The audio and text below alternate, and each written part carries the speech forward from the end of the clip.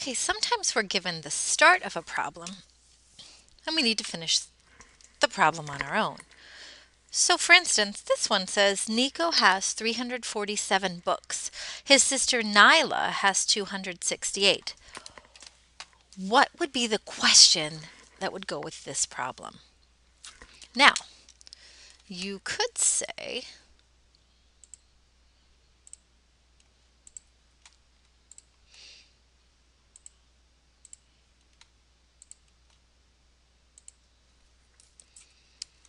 how many books do Nico and Nyla have all together?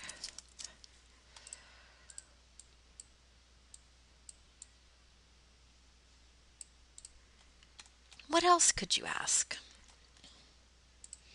You could also say, how many more books does Nico have than Nyla?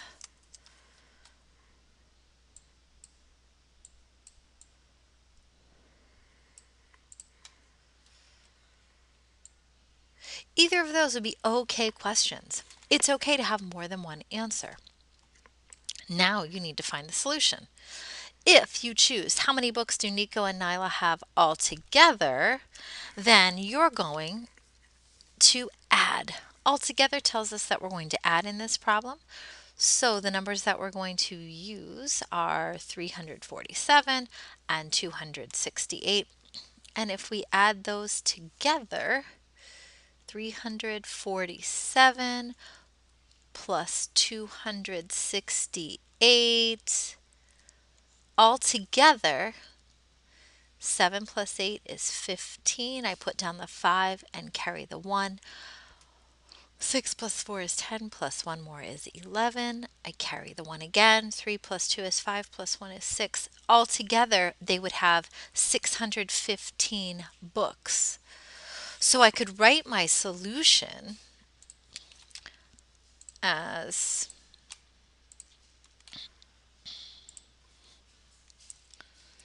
347 plus 268 equals 615 books.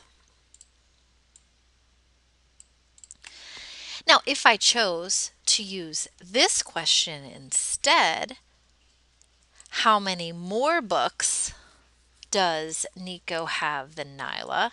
If I opted for this to be my question, this time it's a subtraction problem. I know that because of the word how many more. That's often going to tell us that we're subtracting. So this time, Nico has 347, Nyla has 268. I'm going to subtract. I can't do 7 minus 8, so I need to borrow from a neighbor. I borrow from the 4, it becomes a 3. The 7 becomes 17. Now I can subtract 17 minus 8, but I still can't do 3 minus 6, so I have to borrow from this 3. It becomes a 2. This 3 becomes 13. Now I'm ready to subtract. 17 minus 8 is 9. 13 minus 6 is 7. 2 minus 2 is 0. My answer is 79. So for this solution,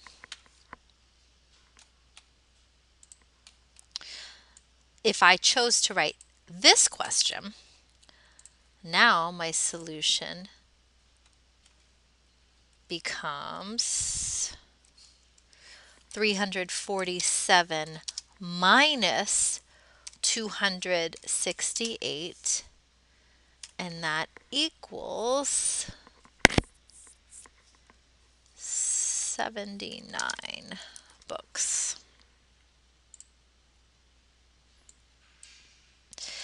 Either way is acceptable when you're asked to write the question. You can write an addition statement or an addition question, or you can write one that is subtraction.